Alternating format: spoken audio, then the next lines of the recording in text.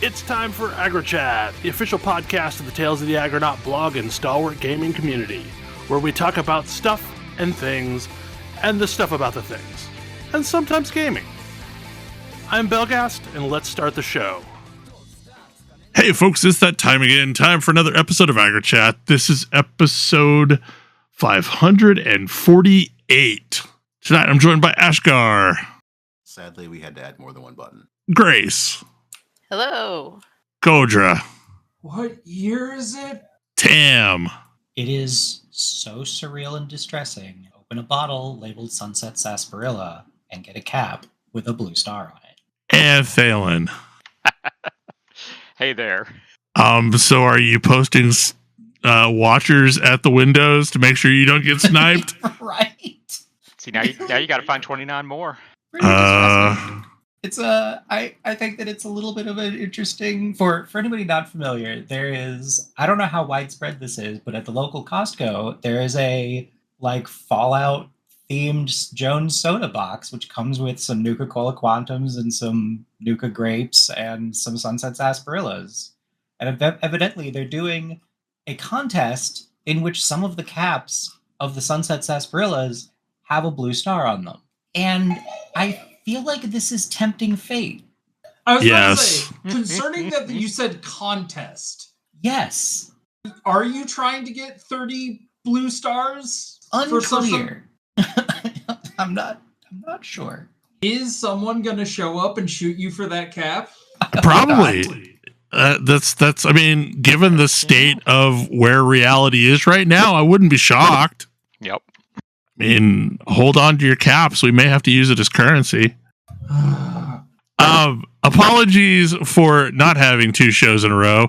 It was largely my fault, and also Thanksgiving happened, and I was somewhat dead, like quite possibly for not being a name brand illness. This is the sickest I've been in a very long time, but I am mostly good now, and I will try to make it through the show. So this is a topic that has evolved over the last couple of weeks. But like right now, there seem to be factions within every single ARPG community that are real mad about things. Everybody is so mad.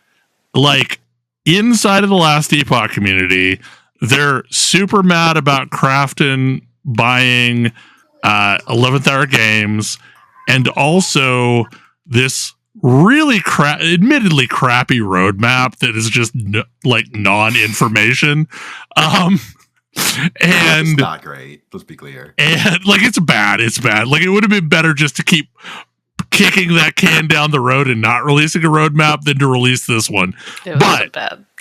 But like people are real pissed because during the Kickstarter, EHG said you would never have to buy anything more than the $35 pack.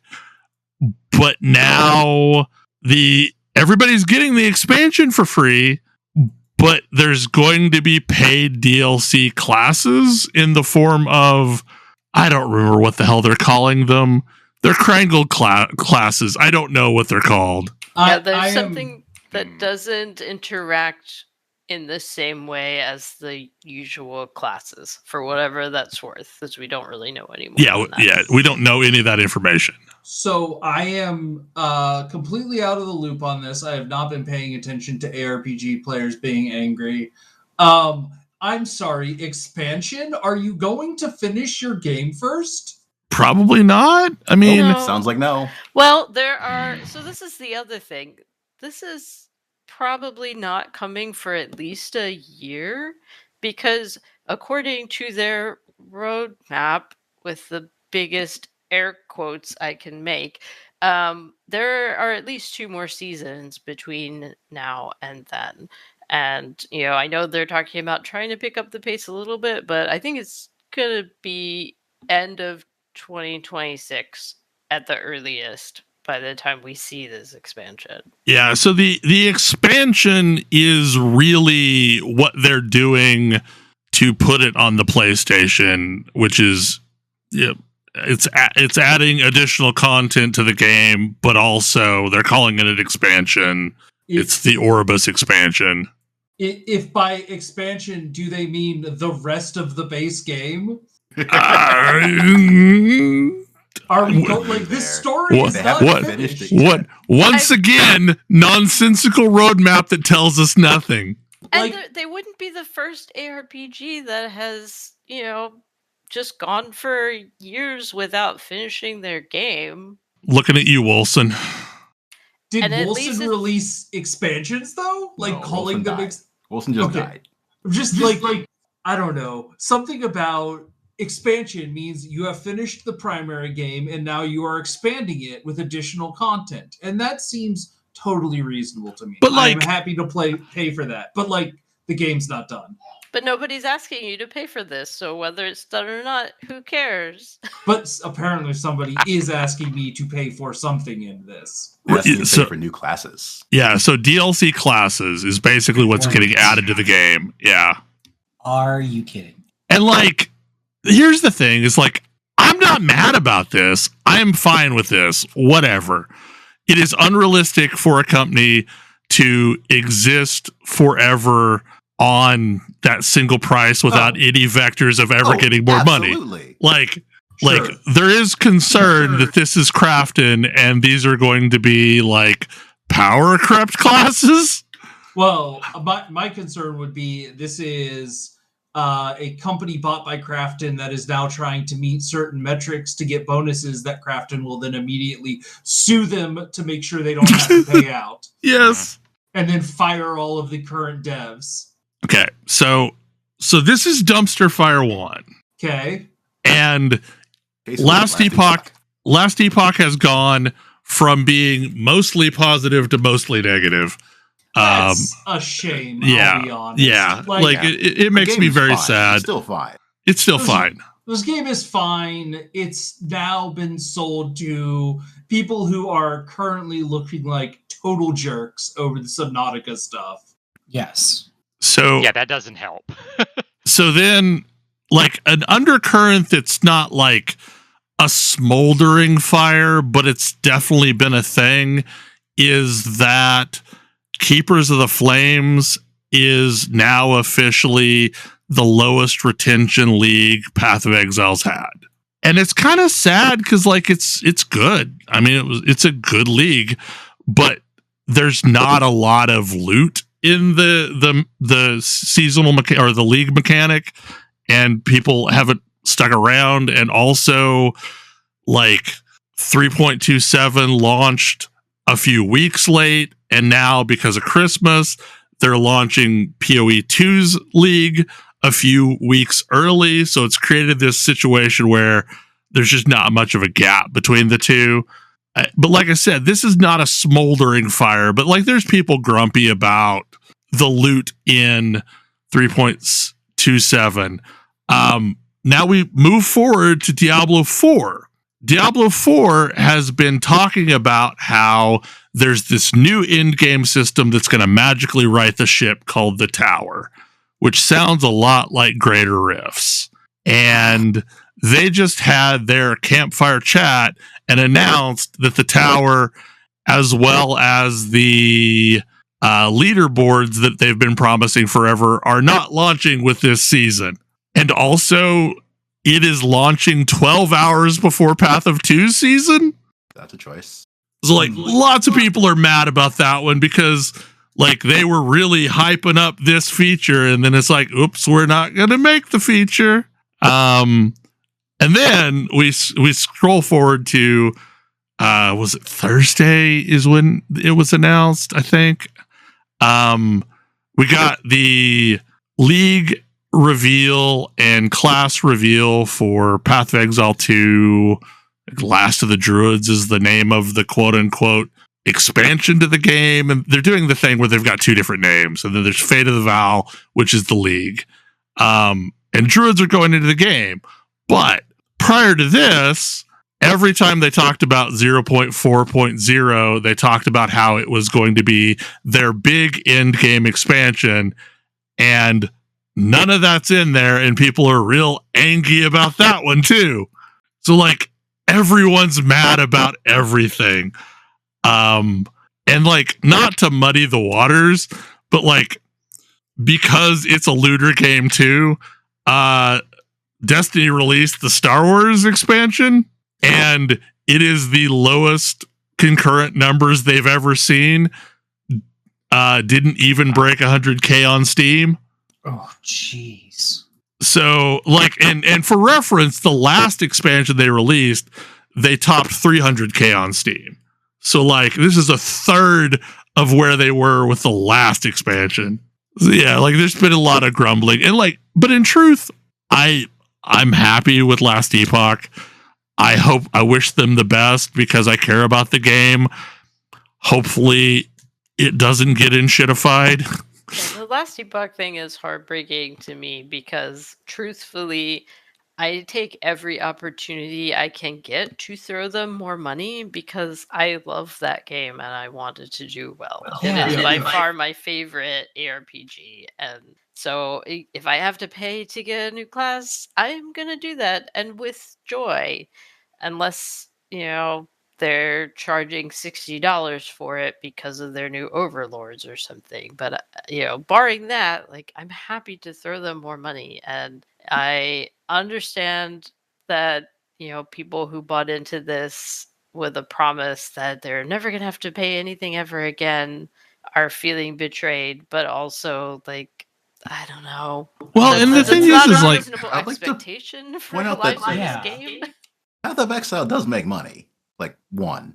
yeah. So here's the thing: is like, what frustrates me the most is Judd Kobler, the studio lead, has been very transparent during this whole thing, and basically said, "We are not making enough money to survive as a studio. This is why we had to sell." Yep. Like, simple as that. It's either we go down this path or the game goes away. Like, that's really the hard path that they're having to walk. And I would rather have Last Epoch be a thing that exists. Yeah. Well, and like, that I respect that transparency. It sucks that transparency is true, but like, I respect it. And then, like, on the Diablo 4 side, like, I am in the realm of pleasantly surprised if anything's even halfway good from that game anymore. So, like, I can't be mad about it. I mean, I find it funny that they went back on their promise of, or not back on a promise, but just have declined to release the thing they've been hyping this season, and then have just very effectively buried their season by releasing it in direct competition with PvP. 12 hours. 12-hour difference between the two. Yeah. And then, like, on the PoE2 side, I'm actually kind of excited about this league. Druid looks really cool. Druid is way more involved than, well, okay, so I say Druid, but the reality is it's a new weapon type, and with the new weapon type comes primal abilities. So you can be a shapeshifter but not be a Druid. So yeah, you can be a shapeshifter on any of the classes, so long as you're wearing or you're using a talisman, which is a two-handed weapon type. You can use primal shapeshift abilities. Makes So sense. like, there's going to be really strong classes. So there's basically 3 shapeshift forms. Bear is aligned with fire. Wolf, or the werewolf, is aligned with ice, and Wyvern is aligned with lightning. Rad. And like, Wyvern's gonna have like swoop up into the air and bathe the entire field in attacks, dragon fire type stuff going on, and it's gonna be cool. But Will you be using skill gems in these forms? yeah, you're gonna have basically like skill gems for these attacks. Yeah, and The way they also treated have. it, they've changed a few things, but the way they treated it on the show, in the show demo when they still had Druid, was that it was the same as a weapon swap. I don't think they're doing that this time. I think it's just like they've made some of the things meta gems. So like, there are abilities like for Bear, for example, they've got a meta gem that allows you to use any other war cry inside of that meta gem, so that you get the effects of that war cry, plus you can still support it with other stuff. I don't like, it'll be interesting to see how it shakes out. I'm probably going to play a Firebear. I don't know if I'm going to play a Firebear as a shaman, or a Firebear as some form of a warrior. But like the two ascendancies that are going out with this is shaman and Oracle. And Oracle is going to potentially be wild because there's a talent point that changes like over 200 talent points on the passive tree. To back up a bit, Wow. the PoE 2 tree, as it existed before this patch, had some clearly, let's call it work in progress things over in that part of the tree. Yeah, I wouldn't be that surprised if like that area ends up becoming wildly developed for shapeshifter support.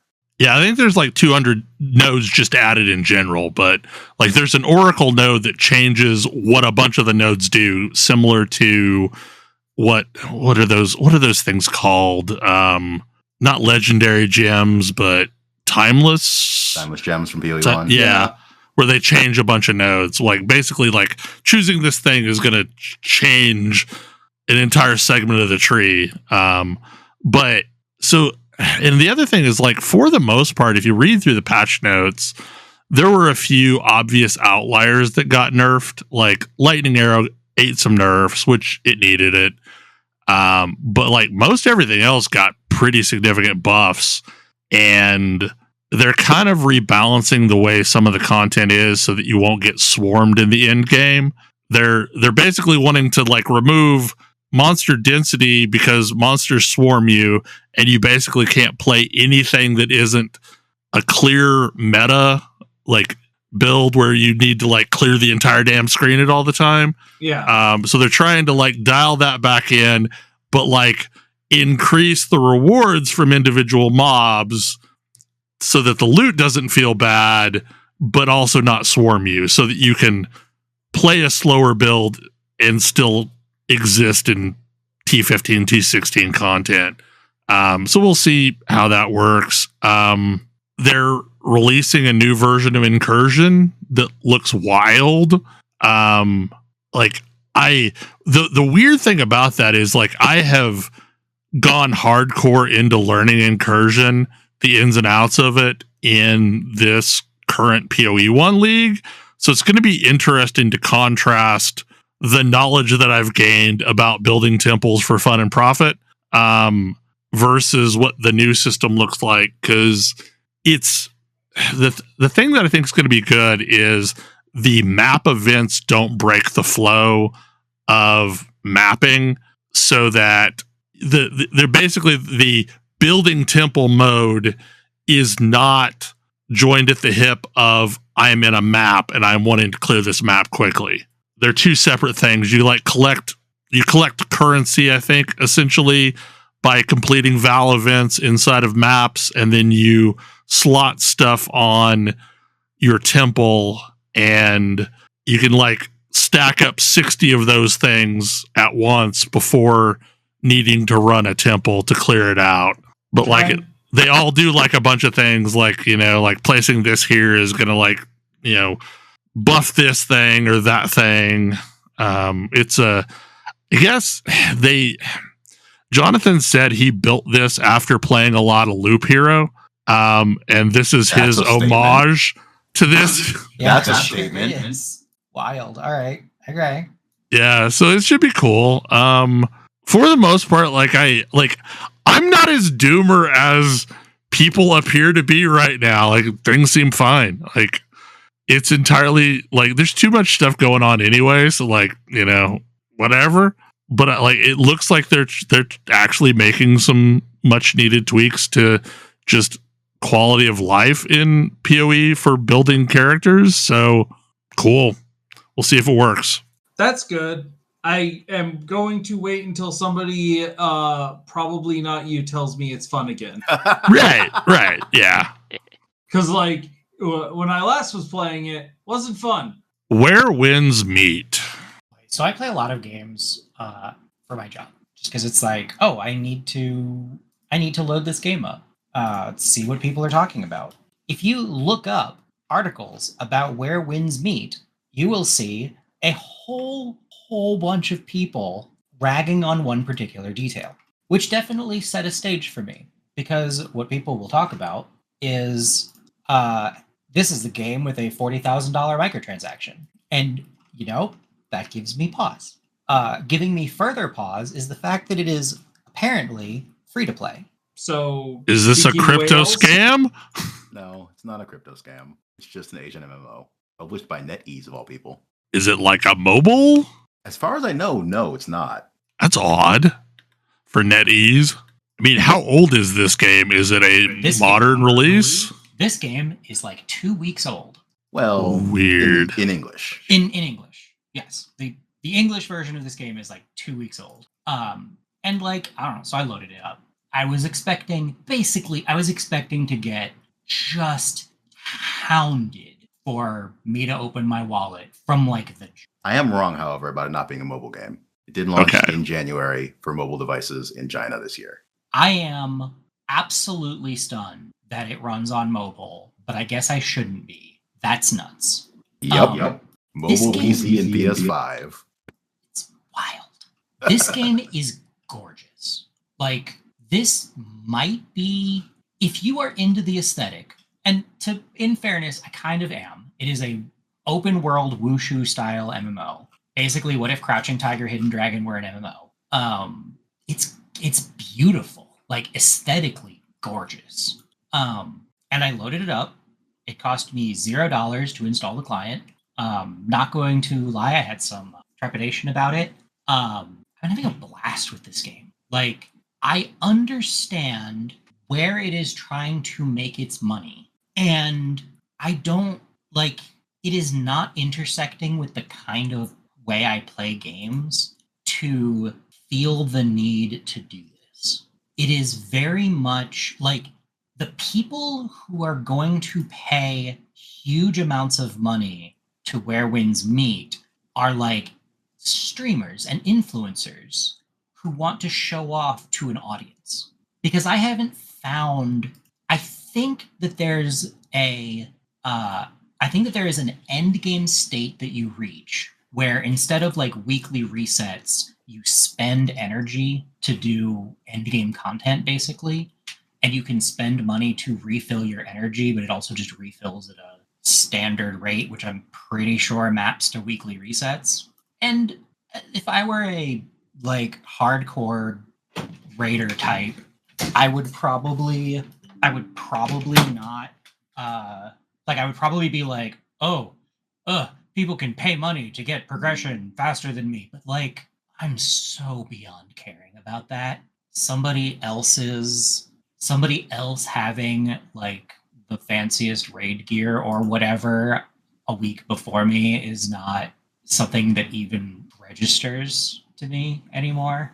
And like, I don't need to have the fanciest, coolest aesthetic, like cosmetics, because frankly, the ones that I've gotten for free are cooler looking to me than the ones that I can buy or get in their loot boxes. So what I'm doing instead is playing a legitimately really fun, I'm going to describe it, I'm probably going to regret using this term to describe it, but Souls-light open world MMO with a play single player mode if you want to do that. Or just, you can run around on your own and not have other players around.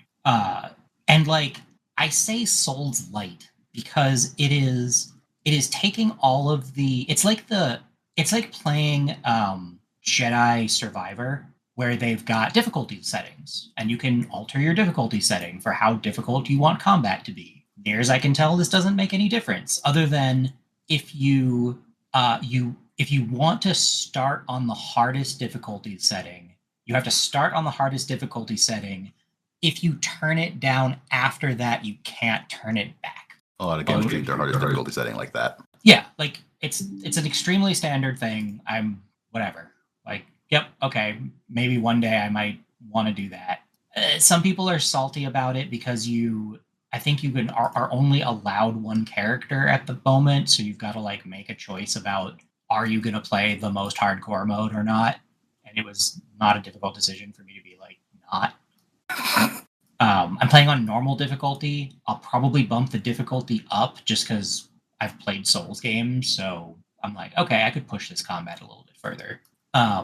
But it's got a really fun, like, block, parry, dodge, use openings, put enemies off guard, and then like do finishers on them kind of combat style with other interesting abilities and a huge number, or I don't know, a large number of weapons that all have their own like wildly different, very non-standard types. Like weapons I have seen, there's just like a sword. You can also have two swords, a spear, a basically greatsword, and then we get into things like the fan, the umbrella, that weird metal club thing. The weird metal club thing. Mhm. The rope dagger. That's rare. Yeah, you don't see that ever, but that's a really cool weapon. It's a staple in the genre they are emulating. Yes. Yeah, it is absolutely in their milieu, and they've got it. There's a lot of like crazy jumping around stuff, and I was like, I played this for like an hour, and I was like, okay, this combat's pretty cool. I don't hate the story that they're telling me. I'm pretty sure you can play through the entire story for free, which is bizarre. But here we are. And then I got into the open world more and discovered the unbelievable number of interlocking systems that are going on here. There's a whole crafting system, just like you might expect in an MMO. It has a reasonably fully featured crime and punishment system. Like it's got Zelda-style breakable pots and so forth all over. But if you like start smashing up people's stuff and they see you, they can, like, NPCs can be like, that person's smashing my stuff. Somebody please do something about it. And you like get a bounty on your head, or otherwise are branded a criminal and have to do something to deal with that. It's got some just wild layers of social systems. There's like school. I haven't quite figured this out yet, but you can learn new skills by finding people who are using them and watching them use them as quests, like studying their technique. But you can also join like their organizations of some kind, and they all have they're kind of like player guilds, except more so, and they're more like narratively and mechanically tied to the game. So they all have rules of being a member. And like one of them is you must comport yourself honorably. If you are caught committing crimes, you lose standing. Another one is the opposite. You must commit crimes all the time. But if you get caught, you lose standing. And then there was one that I ran into that was you need to get 5 likes a week or you lose standing. Like, sorry, bud. Which leads into the other system that they've lifted from Dark Souls. You can leave, like, I forget what the bloodstains in Dark Souls. I forget what they call them in that game. But they're basically mostly. Yeah, you could leave messages, and you can tie screenshots to those messages using their photo mode. So you can leave helpful messages. You could leave jokes. You can leave, check out my glamour. Look at I found an incredible spot for a screenshot. Check out my cool screenshot. More than one of these have caused me to look around a space and go, oh, wow, I didn't even see that. Probably this is people farming likes. There's just a lot. There's a lot going on. There's a lot going on here. And like having played it for a few hours, I basically sunk a video game's worth of money into their cash shop, as is my way, and got like, I don't know, a couple of cosmetics, like nothing that made me go, yes, I am interested in continuing to do this thing. But like nothing that I was like, wow, what a total waste of my time. Like I got a few kind of cool cosmetics. I have a sweet blindfold. What is it with NetEase and wanting you to farm likes? Because this is a major point of contention for Grace and I with Destiny Rising is there's this whole, like, that is also a NetEase game. There's this whole mentorship system that like rapidly becomes, get somebody to accept your Reddit post as the answer, essentially. Like there's an in-game almost Reddit-like system called drift bottles, and then like one of them is you got to get like 200 likes on a drift bottle message. It's just nonsense. Like, yeah, it's not just Chinese games that do this. Gundam Breaker 4 also has a thing where you can post your custom builds and get likes. But like this is rewarding you with in-game currency that buys useful stuff. Gundam Breaker 4 also rewards you with in-game currency based on how well your thing does. I'm not a fan. So it's this whole mentorship system, and I pushed all the way up to this point, and then I looked at the list of things it was asking me to do and just went, no, actually I don't care about this. Never mind. Yeah, and the thing that I found really interesting about that was this was like it's a choice of places that you can go. Like it's a choice of organization you could join. Like it is the organization for like divas, I guess. And I just find that fascinating. And like it doesn't like it is one of the healer organizations, but it is not by any means the only one. So it's like I feel like I could just opt out of that.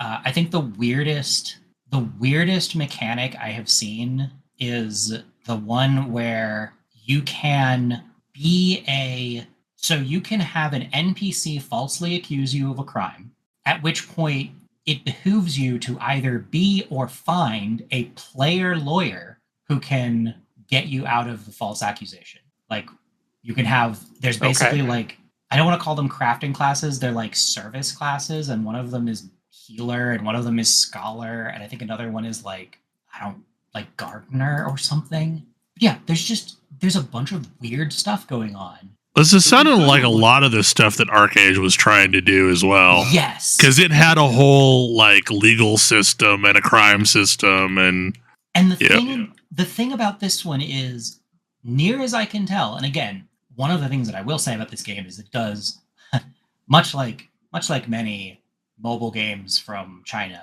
it has done a frankly appalling version of messaging any of its systems to me. It seems to be operating under the like, I don't know, do what you like. Maybe you'll find something. Maybe there's a system here. Are you going to figure it out? It doesn't matter. Keep on going. Like none of it feels like, oh no, I absolutely must figure this out. But it's at least interesting. It's textured. But as far as I can tell, unlike ArcAge, there's no point where it becomes an open world PvP game. That is good. And so at least I'm continuing to have fun with it. It's got some interesting stuff with it. There's stuff I don't like. I think that it's got a cosmetics, like if you're actually fiending for the rare cosmetics, like I'm so sorry for you, just don't do anything else with your life. It makes the Final Fantasy mobile games look downright reasonable. But as long as you're not doing that, as long as you don't need a party boat, which I don't, there's not, it's just a fun, mythic China romp through a fantasy world that's like very much a fantasy world, but not in the style of anything I usually play. Not a Western fantasy world. Yeah, it's not like wizards and shit. But the thing is like there's been a bunch of MMOs in this same setting, but they've just never really made it out over here. Yeah, and this feels like it might get a foothold. Because the other thing is, I don't need to know a bunch about like 10th century China or whatever. Like it is perfectly happy to narratively it's not so steeped in Journey to the West or whatever that you're gonna have to know all the lore. Right. Like I don't know anything about it. I don't know anything about the setting, and it is doing a perfectly fine job of introducing the setting to me. Like, I don't know. I don't know anything about this particular kind of demon, but the fact that it is a storied kind of demon with very specific rules is being made clear to me. I'm like, okay, cool. But yeah, like feels like it came out of nowhere. I'm super enjoying it.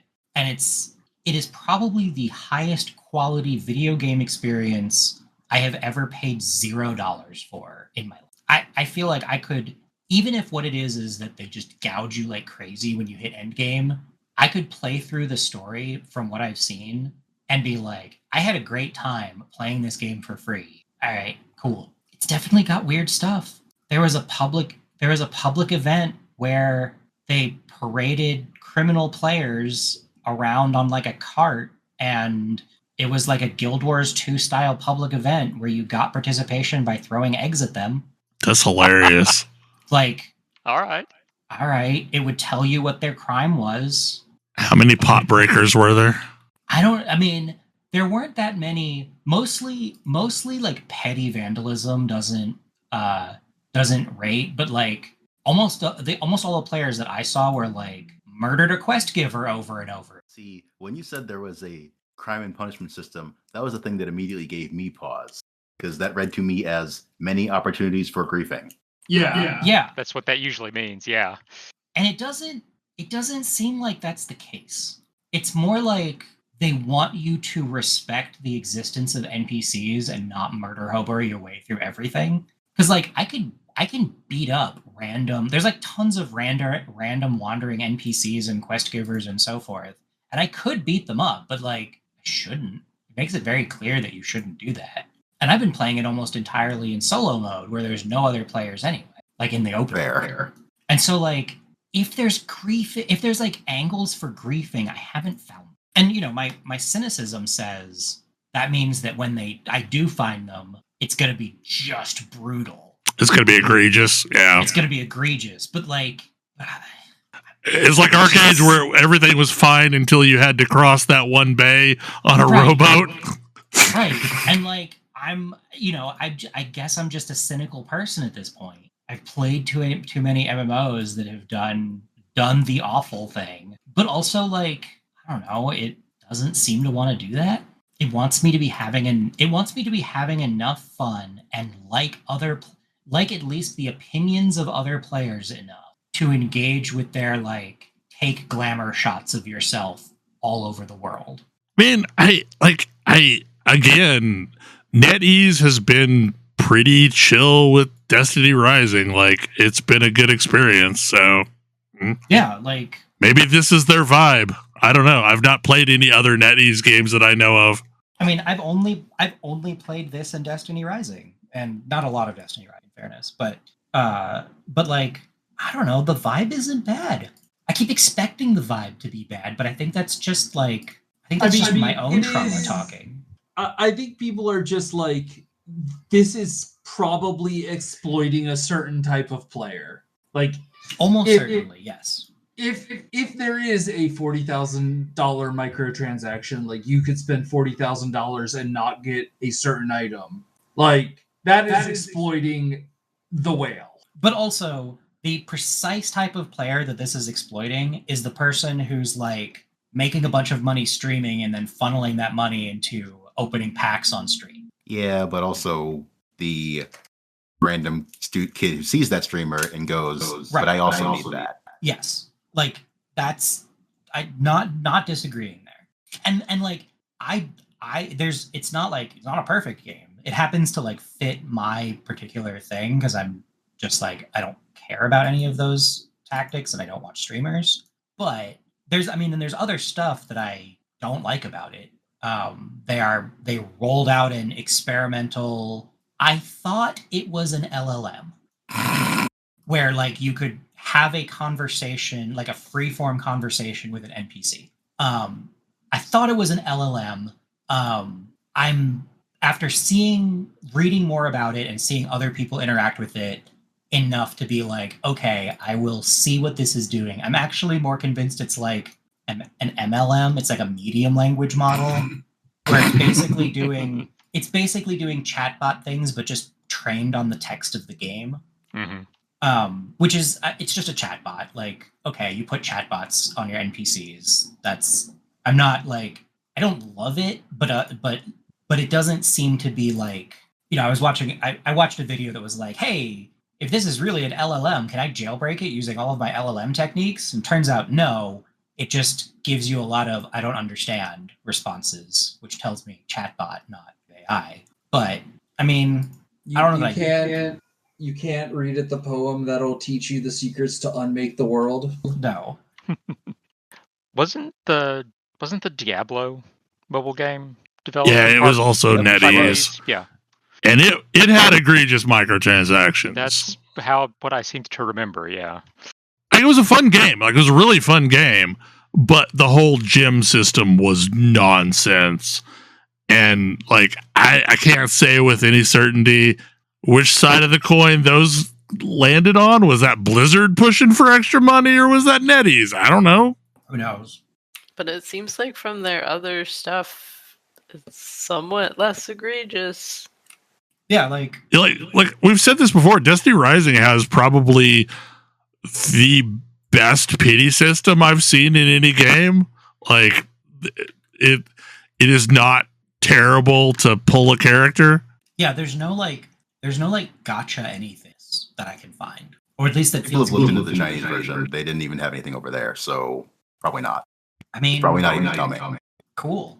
Like the more I've played this game, the less like concerned I was definitely concerned when I went into it. I like went in with my guard up, and the more I've played, I'm like, oh, I mean, like, I see, like, they did get a video game's worth of money out of me, and maybe that's enough for them. I mean, it does kind of make me wonder if this is an attempt to find a gacha-less path to making money in these games. Because Chinese Communist Party has gone back and forth on locking down gacha games. Oh, God. And it's been looming over all of these companies, and it would probably behoove them for them to find another path forward. Mm-hmm. Yeah, I mean, it definitely has the feel. Of somebody who feels that sort of Damocles over their head. Like, maybe let's find a different thing so that we don't get just instantly obliterated. I definitely think that what happened with World of Warcraft put the fear into a lot of Chinese developers. Wait, what happened with World of Warcraft? The what? Are we talking like historical things with World of Warcraft? I mean, the bit where World of Warcraft was just gone in China. Yes. Yeah. Mm-hmm. Like, and the fact that it was just like, oh, yeah, we are in fact going to shut down like one of the biggest games in this country. No, there's no appeal. And that was all happening while Diablo Immortal was launching. Mm-hmm. And is what I think delayed it actually coming out in China. It does. One of the things that I was looking at, there's a bunch of art files that are different on the US versus China side. Other than the usual skeletons. There's skeletons. That might not even be a thing. That is a Chinese developed game. That is not even a thing. There's skeletons all over the place in this game. Huh. I'm pretty sure that's a myth. That was a myth, actually. It affected a lot of games. It so I don't think it was a myth. It did, but I'm pretty sure that the reason was because some English speaker who purported to be an expert on China told everybody they needed to censor skeletons. And everybody believed them because understanding the Chinese market was so opaque that any information was considered like gospel. I think it has also affected anime, so I'm not sure that's true. I couldn't tell you. I know that it's just not a thing. I know that it's like every time it comes up, I've had like Chinese developers be like, no, that's not a thing and has never been a thing. I like, oh, okay, strange. It sure was widespread over here as far as people talking about games in China. But also, it could just be capriciousness where they say, oh, no, we're just going to decide that that's not okay. But yeah, you are correct in that Chinese depiction of skeletons have been widespread forever. Yeah. It's just Western stuff that gets censored for China for some reason. But half of the beards in the game have a _US file. Of course. They localized the beards. They localized the facial hair. Wait, does that mean you can have a good beard? Because like that's the problem that I've always had with like a lot of these games is I can't have a beard that looks good on my face. Yeah, there's like 16 beard and mustache styles. Like, because all that ever exists in this style of game is like mustaches for the most part, and like some sort of a soul patchy kind of thing. Like I never can have a beard. That's pretty amazing. You can also unlock a lot of like visual styles. There's some bizarre things, and this has one of the more bizarre character creations. I did forget about the bit where you can read a poem, and they will, like, the character creator is like, would you like to create a character from your essence? And I was like, what the hell are you talking about? And it's like, please read this classic poem in English. Please read this classic poem, and we will generate a character based on the sound of your voice. I'm like, what? But it did. I don't know that it resonated with me in any particular way. It'll also let you like, hey, do you want to use your webcam and we'll try to like make your face? And I was like, no, I don't actually. That seems terrifying. Somebody needs to tell Richard Garriott about this poem thing. I think he'd be real into that. But yeah, there's some like reasonably respectable beards. Somebody made a very convincing Keanu Reeves. They do one thing that I think. I mean, they've really laced the social systems all the way through this thing. Whenever you preview a cosmetic of any kind, you can see, hey, do you want to see the top rated players who were using this cosmetic in their outfits and see their outfits? And Oh, that's clever. And I was like, why would I want to do this? And then I saw an outfit that I was like, this outfit looks dumb. What is anybody doing with this? And it was like, oh, they're using these dyes and it looks awesome this way. Oh, I see. I'm actually engaging with the system. This is pretty cool. You can see what creative things players have done with this outfit to decide if you also want this outfit. But yeah, it's a wild game, and like it doesn't cost any money. It's so free. I feel like it's worth like just hopping in for an hour or two to see if it's your vibe. And they apparently have like cool co-op stuff. It keeps on trying to get me to play co-op stuff. Like it's really fun. Okay, Wild Growth. This one's me. I have not played much in the way of MMOs in a while. And even the last time I did, there were times where I struggled to do my favorite thing, which is healing. I love healing butts, and I just haven't been doing it. And so when this game came across my feed, it piqued my interest. It is a very simplistic looking game where you have a little party and you heal their butts. It's sort of vaguely, actually not vaguely, it's sort of Norse themed. But all the little characters are just little squares, and all the enemies are also little squares, and you just have to keep your party alive. You start out with a single heal that feels like it takes way too long to cast. And Yep. the only people in your party are, just melee DPS, and life is suffering. I'm sorry. And then, as you progress, you between doing the campaign and also unlocking things on the talent tree, you get other party members. So you get a tank, you get, mages, and you also get more and different kinds of heals. So, you get your initial heal is just a single target cast. There's also a party-wide hot, which is my jam. There's a bubble. There's, a oh shit button. There's a, decurse. And it's so fun. It's something that I've been missing. It's this piece of my gaming heart that I just haven't been feeding in a while. And it's also this good combination of, like, it has all of the engagement and energy of healing in some really stressful situations. Like it really does sort of push you as you progress. But also it has the chill factor of, well, if I screw this up, no one's going to scream at me. I'm not ruining another person's day if I have to start this level over again. And so it's been a really good time. That's so cool. I gotta download this game. I mean, this game is less than $5. If any of this sounds even vaguely interesting to you, I would recommend checking it out. This does sound very cool. It really does, yeah. And it's just like it's soothing. The music is pretty good, and just yeah. And when as a healer do you get to actually tell your party where to stand? Yes. I mean, in this game they don't move, so but so they can't move out of the bad.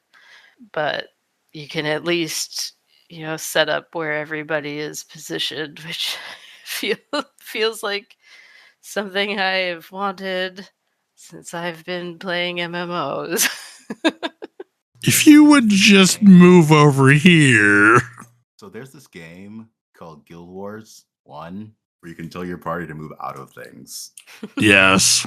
You can be a backseat healer in that game and be viable as all the way through the game. Man, I ran into an enemy healer in that game, and I did not have the damage to take them down. I now run with an interrupt on my bar for this reason. Yeah, that makes sense. I play a Mesmer. Anyway, I do Wild Grove. like. I do kind of like. This is reminding me. I do kind of miss the raiding game. The problem is I don't have the time or the schedule. Yeah, that's Like playing games where I raided. Like that's core video gaming for me. But I just I'm too old. yeah. Exactly. And this game reminds me a lot. Oh, what was the bunny game? Rabbit and Steel. Yes. Not that it's doing the same thing, but it's kind of hitting the same spot in my brain that makes me happy to have a decent substitute for raiding. This one doesn't give you the satisfaction of doing the raid dance, but it gives very much the satisfaction of very focused healing a difficult fight. Yeah. Already downloaded. Same. I mean, in truth, this is probably a reasonable simulator for teaching someone how to heal in a raid. I think so. I mean, you have all the basic tools that you would have in any MMO healer class. And you have to learn the fight, and the fights are specific for each round of the campaign. So you learn the fights, you learn what's coming, you anticipate, being able to bubble people when it's helpful and roll hots when you need that. It feels so good. I've missed it. I have missed the healers Medica 2. Ah, yes. I mean, I feel like you saying that it feels like that it hits the raid healing experience is incredibly high praise. Yeah. I mean, I picked this up because it was super cheap and it seemed interesting. It was intriguing as a concept, but then I started playing it and it was very much oh shit, I need to go to bed because I have work in the morning and I have played this game too much. Nice. And I don't think it's super long. I haven't made it all the way through it, but there's also, endless mode. There's, some leaderboards for sort of outlasting as long as you can, which I think is pretty cool.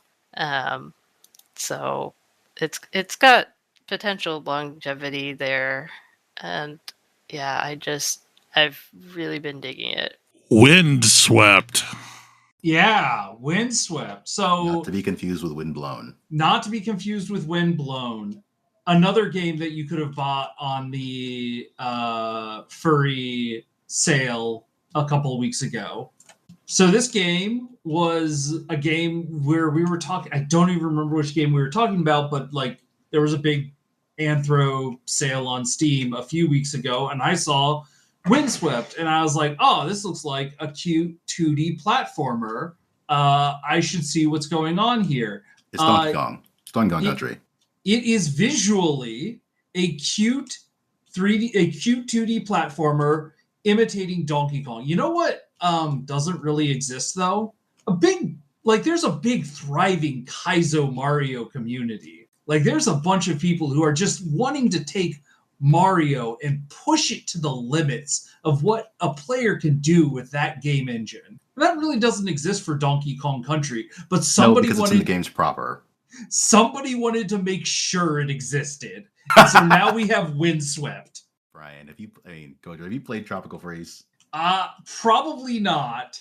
Just curious.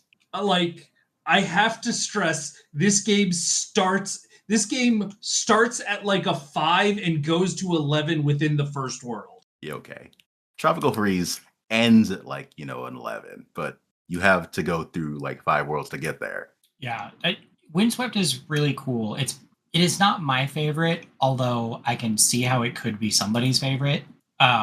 It definitely wants you to fully internalize about 20 different inputs in the first level. Mm-hmm. It is uninterested in if you need to internalize those inputs. I don't know. I guess do the first level again. But it's definitely doing a cool thing. I love its aesthetic. I wish it had taken a little bit more from Celeste. Yup.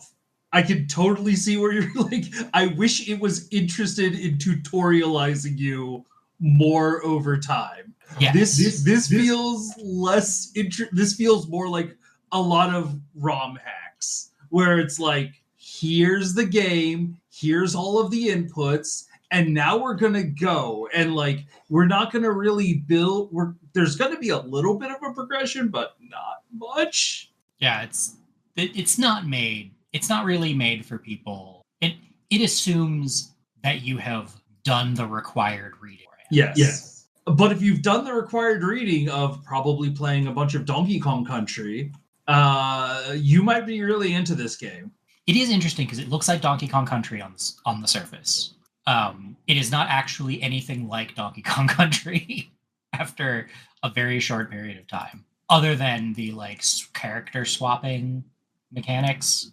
But Donkey Kong Country never did the same kinds of things that this one is doing. Did Donkey Kong Country also have like rolling coyote jumps? Yes. Okay. Yeah. Yup. Was that ever like a core part of the platform? You never have to do this. Okay. In the Donkey Kong Country games on the SNES. Sure. No, this is definitely a game where they're like, what's really cool? Rolling coyote jumps. You know what you're going to have to do a ton of? Rolling coyote jumps. I do think some of the bonus areas in the Wii games do ask you to do this. Yes. But I remember there were mostly shortcuts in the SNES games. Yeah, you could. Yeah, there were. There were places you couldn't get to if you didn't do them in the SNES game, but they were like required. But you could absolutely just beat the game without caring. Yeah, this game is much more interested in you caring about doing that, and like when you're doing that, you feel cool.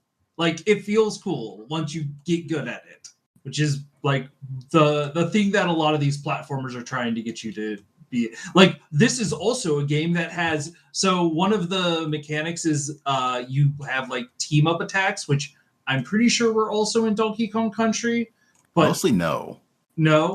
Incidentally, as an aside, for anybody not familiar with the concept of a rolling coyote jump. Oh, sorry, yeah.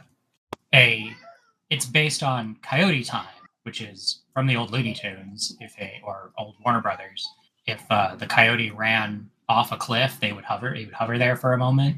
Coyote jump is you can run off a cliff a little bit and still jump. A lot of good platformers implement this, even if it's only a little bit, just so you don't miss jumps. Yeah. Just so it doesn't feel awful all the time. It tends to make the jumping feel a lot better. Yeah.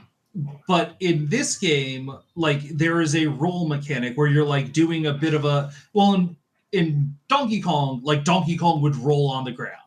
In this game, you have a turtle that sort of goes into its shell and spins around, and you have a duck that whirls its feathers around.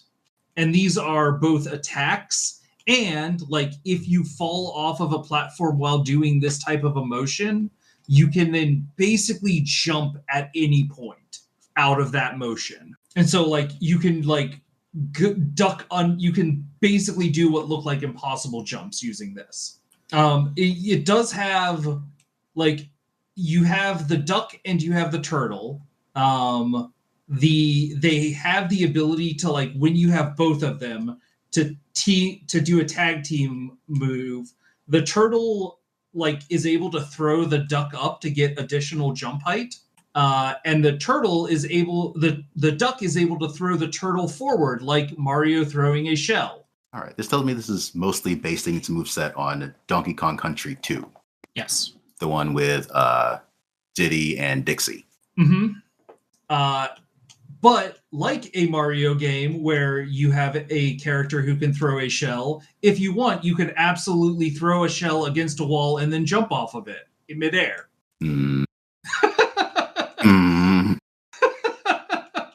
And since you can do this, I'm sure it becomes necessary to do this. I have never this move. Doesn't it teach you that in the first level? It does teach you it kind of in the first level. Yes. Yeah. It is not required because the duck is not as good. The duck is not as good or as fast as the turtle. Like maybe a very hot take. The turtle is overpowered. Turtle does seem pretty good. Like the turtle has also a ground pound that it can mid-air dash out of and then jump out of that dash. Like you can use the turtle to skip so much stuff. But boy, that is a lot of inputs to get a very impressive looking jump that will skip you past a bunch of sections. But yes, if you are interested in Kaizo Donkey Kong Country 2, Windswept is a game that exists and I'm having fun with it. It is very. I am now on World 3 and pulling my hair out at the troll level. So I shuffled the deck a little bit, mostly because I want to hear this topic.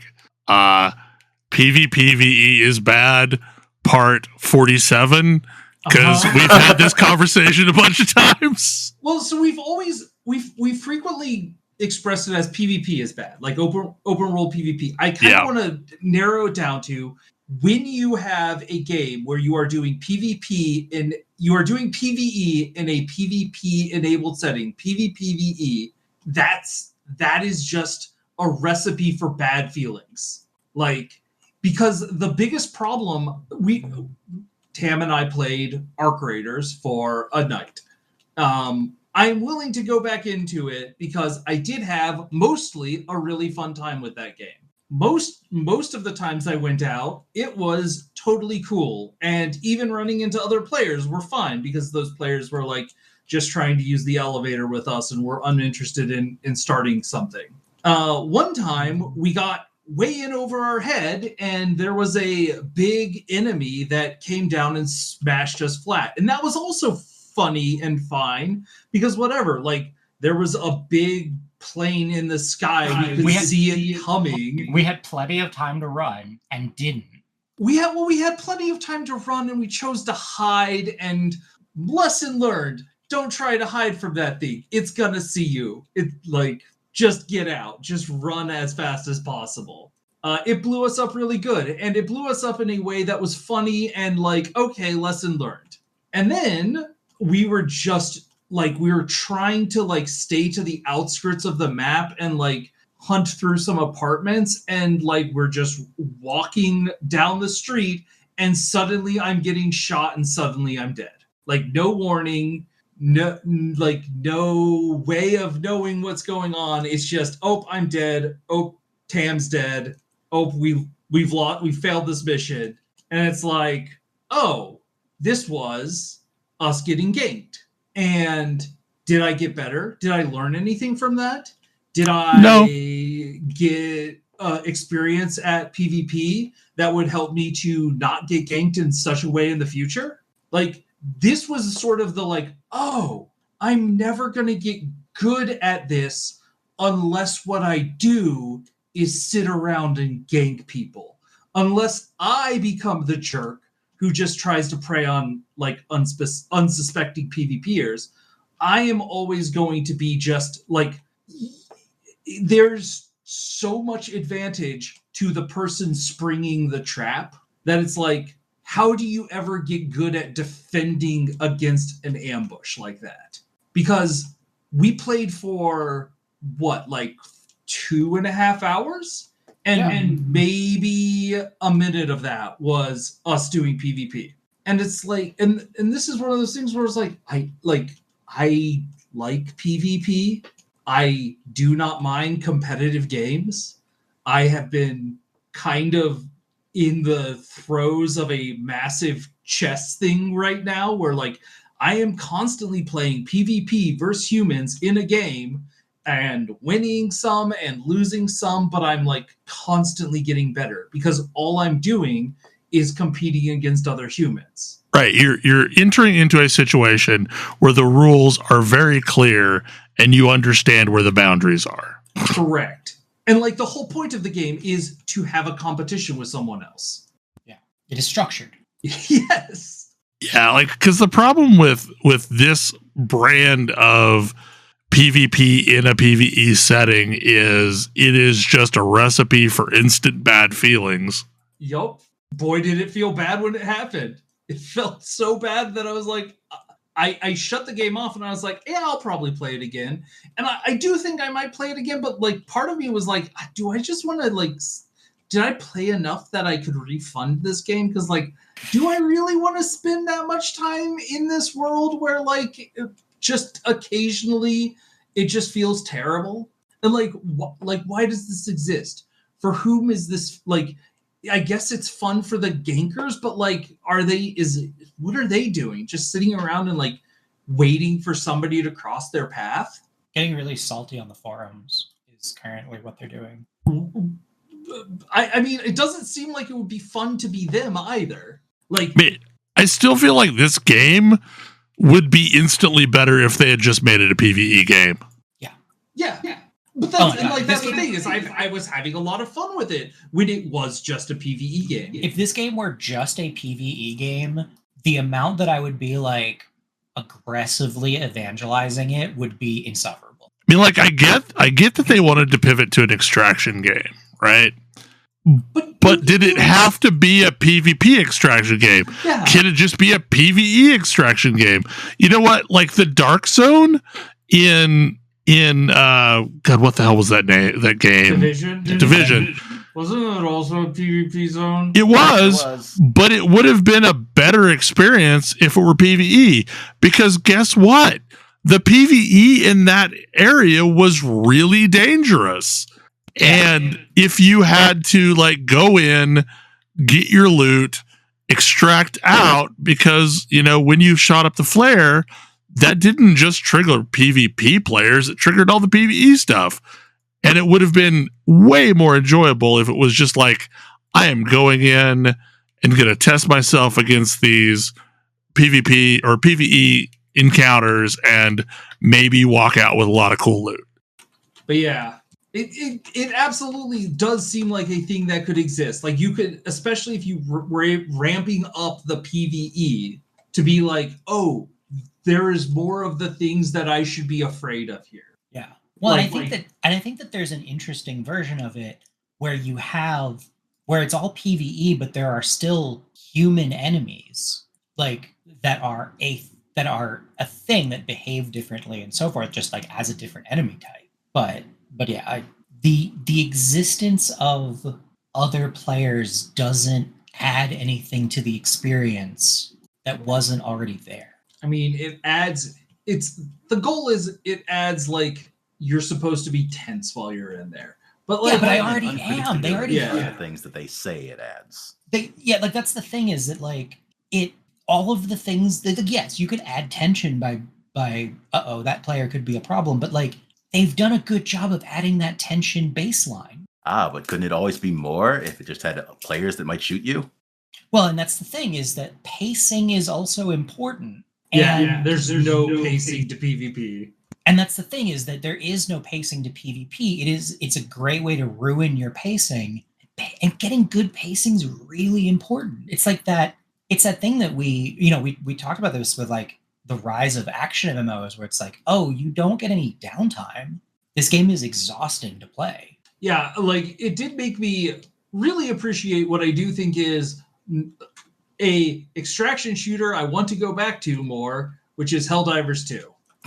Because I do think Helldivers 2 does manage to be a PvE only extraction shooter.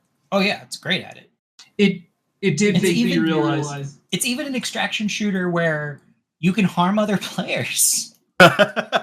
Yeah, you can, and it's usually funny because you're not supposed to. Yeah. And it's a thing that happens. Sometimes you drop supplies on another player. But like it's much more important because like usually when that's happening, you are trying to revive the player. Like players will go down. Yeah. And then reviving requires like I think 8-button input. I got very good at it. Sometimes those are also hilarious by themselves. Sometimes you're dropping a huge bomb on a place and you cannot wait any longer. Mm-hmm. Ideally, you have informed your team you were doing this thing. But yeah, like Arc Raiders has a game there that seems fun. And like with all times when this group of players goes out and tries to play one of those games, it ended with us getting ganked. Yeah, it's like one of those inevitabilities. You're just going to run into it at some point. It does seem like with our group, we always run into it, and it's usually the end of a session. I mean, getting cranked is a great never coming back moment. So end of a session makes sense. Yo. 70% of the time, if you log out within 10 minutes of getting ganked, 70% of the time you don't come back. Gee, maybe you should not make games where you can get ganked. But how will they have content that lasts? Make a roguelike. I mean, wait. I feel like everyone is sitting in a room somewhere and there's that one person that says, but what about the assholes? How are we going to attract the assholes? It's, I mean, admittedly, I can tell you how you get here. It's because all of the most popular games in the world are PvP based. So clearly our game needs PvP too. There's got to be competition. It's not even really like there is definitely a certain kind of like detached business type that is saying stuff like that. But there's also like the entirely well-meaning dev who is playing with, who's gone through a year and a half of internal playtests where it's been a blast. Where like, yeah, that's actually really amped up the tension in a fun way. And we have like good-natured ribbing in the office about it. And our small, tight-knit group of playtesters, when we expanded it, all loved it. And like, it's one of those things that like every indicator through your entire development can tell you, no, actually you figured it out this time. And then the moment it hits the big enough audience, because you will never, ever, ever have a big enough audience to test it. The first time you hit that big audience and it all goes sideways, it's like, oh. Yeah, I mean, it's the difference between an Office Quake server and like free-for-all with the entire world. Yeah. It turns out the special sauce is actually everybody knowing everybody else.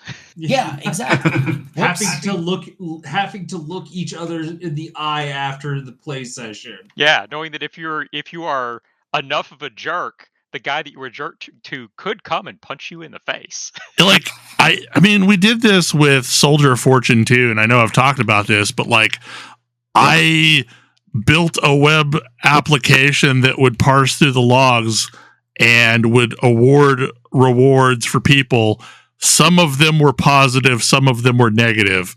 So like, if you shot people in the back, you got negative rewards as a result. And like, that was a bad badge of dishonor in the office because okay, sure, you had a high win rate, but you also killed your own team a bunch. I am thinking about some of these things as Nintendo has recently published their own Battle Royale, although they have not told you this. I also think that it's why you can look at these smaller games like Tarkov and say, oh yeah, everybody there is having a great time. It's like, yeah, because you've self-selected your audience down to the point where it's just the people who are there for that specific experience. Mm-hmm. Well, and as noted, these games seem really fun to watch other people play. Well, and I feel like Tarkov is just not scalable. Like it has a hardcore audience, and they're gonna love it. They're gonna love it forever. But it is not going to grow much past that hardcore audience, other than the occasional disciple that gets indoctrinated. See also Path of Exile. Path of Exile, I feel like. I mean, well, no, it's fair. I don't know that Path of Exile could actually get to the point where it's user friendly enough for more people to want to play it. Yeah, like I mean, I am an acolyte of Path of Exile. I know this, but I also know that, like, I mean, that's not going to be a repeatable transition for most people. Like, it is a bummer because, like, it feels like our creators is firing on so many good cylinders that just there's just the one thing. It's just the one thing. That's the reason why I've not bought it. So I think we're technically like mostly at time. Anybody have any short topics? Kirby Air Riders is weird, and I'll have more to say on that next time. Brickens and Bread Knives is pretty great, other than the questionable like ending, but it's good. I liked it a lot. Like it's a cromulent ending, but like just not the ending I would have wanted. So I immediately reread it after reading it the first time, so I think that's an endorsement. It is interesting getting a book in this series that is not about running a business. Yes. The I think 6th book in the Old Man's War series was really good. It was. I loved it. I mean, I liked Gretchen beforehand, but like I'm down with the book for Gretchen. Yeah, like it picks up a couple of plot threads that were put out there quite some time back. Right. A couple of the big questions about the universe, and gives us some more information about them, and I appreciate that. And it was a very good story. What Lurks Beneath, the 3rd book in the Sworn Soldier series, really good too. That is on my list. I had not realized that there was a 3rd book out until you mentioned it. So yeah, I'll be reading that soon. Read anything in that series. I mean, I will read anything by T. Kingfisher, so you know. But I love that series and love that character, and having Easton come to America was hilarious. Also, anime that you might want to watch, that's actually a Chinese anime called To Be Hero. I'm not all the way through it, but like it's a wild ride of a show. I've seen a little bit of it, and it's nuts. It's got like 4 or 5 distinct art styles, and it flips back and forth between them to illustrate whatever type of feeling it wants to go for. But it's like it's I mean, loosely in the same vein as My Hero Academia, but like it's a world where, you know, people can become heroes if they get popular enough. But then they also become beholden to the desires of the people that made them popular. Like there's this whole like social credit system, but like it's not always a positive for the person. I think I'm 18 episodes in, something like that. Like it's a pretty long show, and it has been interesting so far. Well, I think that was a show. Hopefully y'all enjoyed it, and we will hopefully see you again next week and not have a 2-week break. Yay. Hooray. Night, everybody. Good night. Good night. Have a good one. Good night.